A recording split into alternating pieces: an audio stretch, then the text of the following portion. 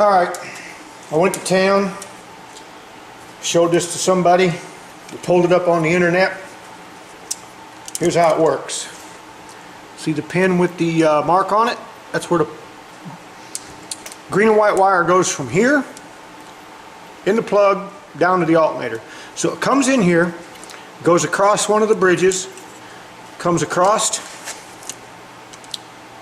to this bridge, to this strip, all the way down to that pin in front of my finger, right there, is soldered to the back side of this board, comes down, and then comes back up and comes out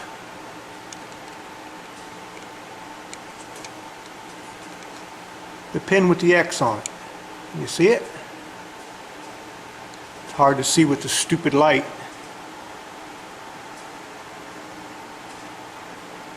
No, if I get the right plug in there we go. The plug with the X, that's where the power comes out. Come to find out, my meter either had a dead battery, because I can go from here, and if you listen, okay, see the voltmeter in the screen? Probably can't.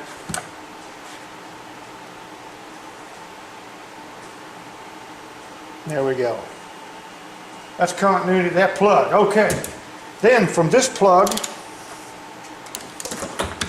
goes out the bottom into the car, and it goes into a control module from what we found in the schematic on the internet. They have an online subscription to like a unlimited service repair manual file, and then we pulled it up and it goes straight to a body control module.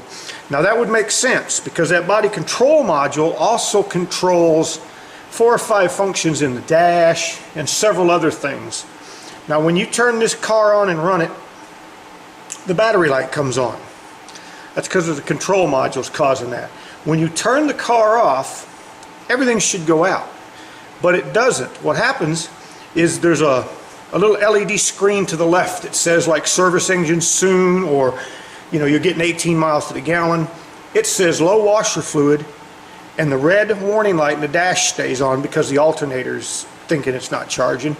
That stays on, and then it says low washer fluid for about 30 seconds, and then you'll hear it click under the dash, and then everything goes out.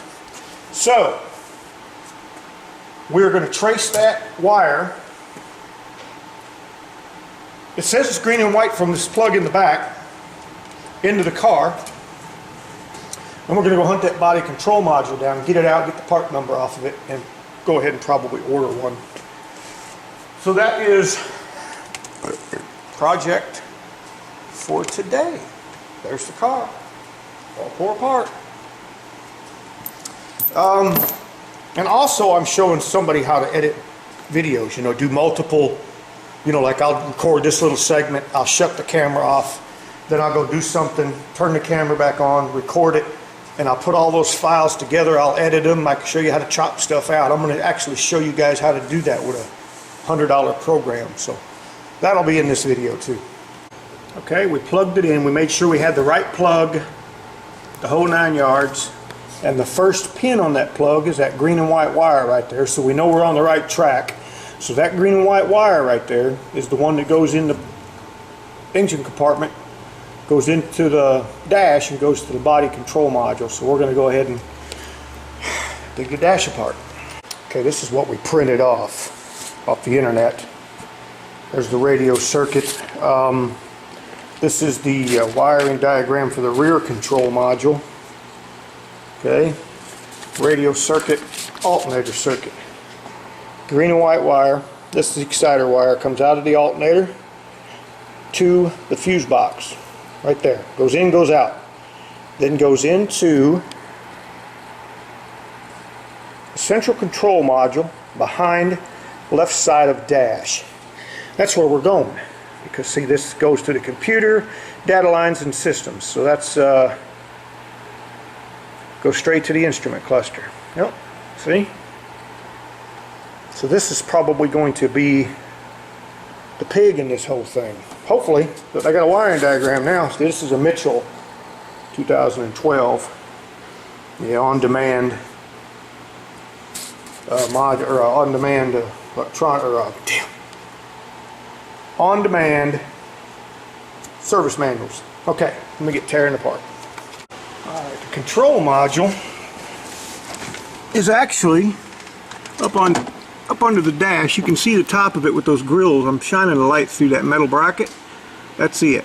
Okay, I took the dash out thinking there was a snap or something on top. It's got a hinge on it. I don't know if you can see the hinge right there.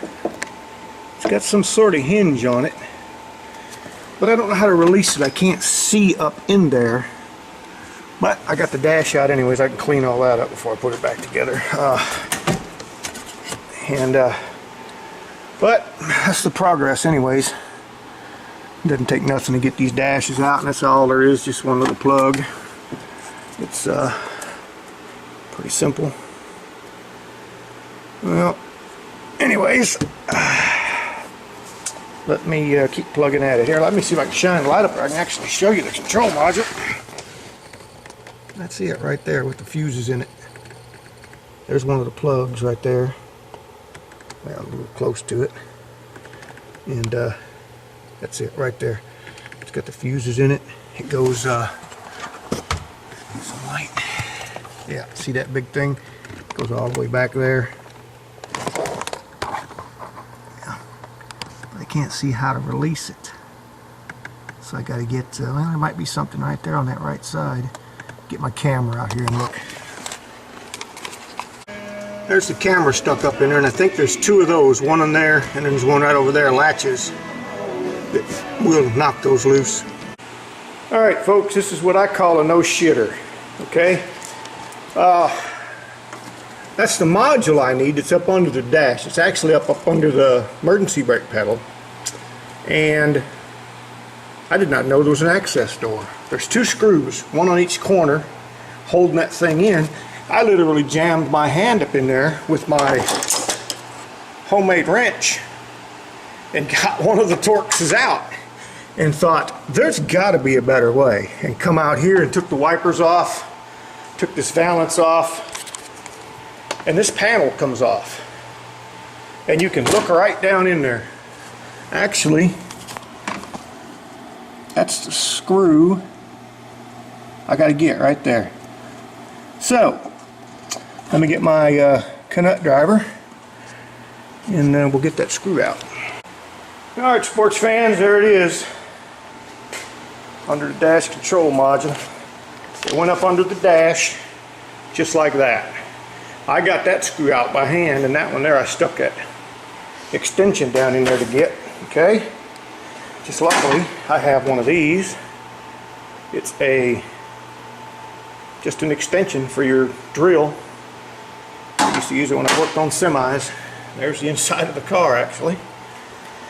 Alright, so we don't know if this is bad, but we're hoping this is bad. This has got the beeper in it. It's got all the relays. There's the part number I need. Well now, if we ain't got this thing tore apart, I don't know what the hell tore apart is. Look at that mess. How'd you like to do tracing down on this bitch? Not me. Not me. I don't miss that diagnostic stuff at the dealership. But then again, we used to do the smoking find, where you just go to the shorted out circuit, put a jumper wire in it, throw 24 volts to it, watch it smoke. There's your short. That's the easiest way to do it. Hope you don't catch a car on fire. You know, that saves you tons of time. Here's your old drain for the air conditioner. I'm going to clean all this crap out. This is the plugs that go in the top of that. These two here go in the top, right there. Okay. So, technically, we're done out here. But right now, this thing will have to be pushed. Turn out the lights. I built the fire in here for nothing. Nice and warm in here now. Anyways, I got a mess. I got tools and busted fluorescent light bulbs. I got to put all this crap back together. All right. That's about it for now. I do know my radio wouldn't come on. Must have detected it was cold or something.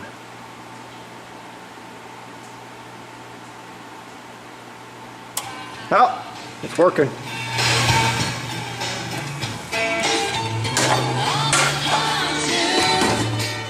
There we go. Yeah, it just needed to warm up. So I had no iPod going. That's too bad. It's strong enough. There we go. Turn that off. My iPhone in the house.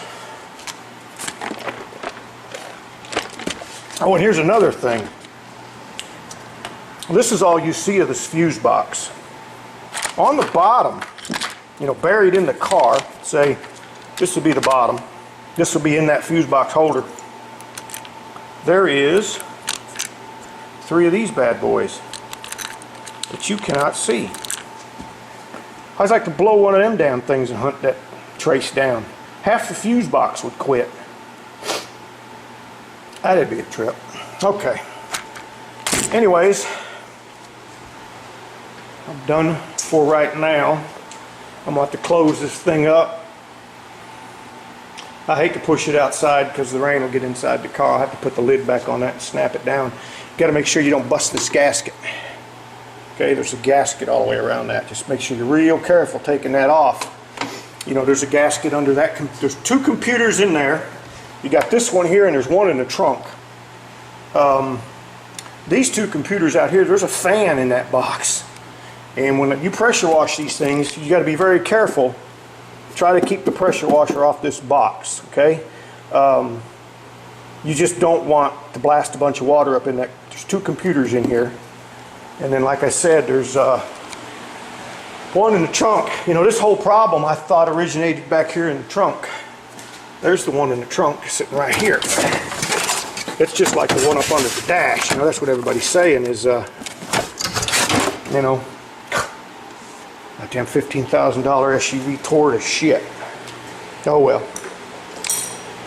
Turn everything off.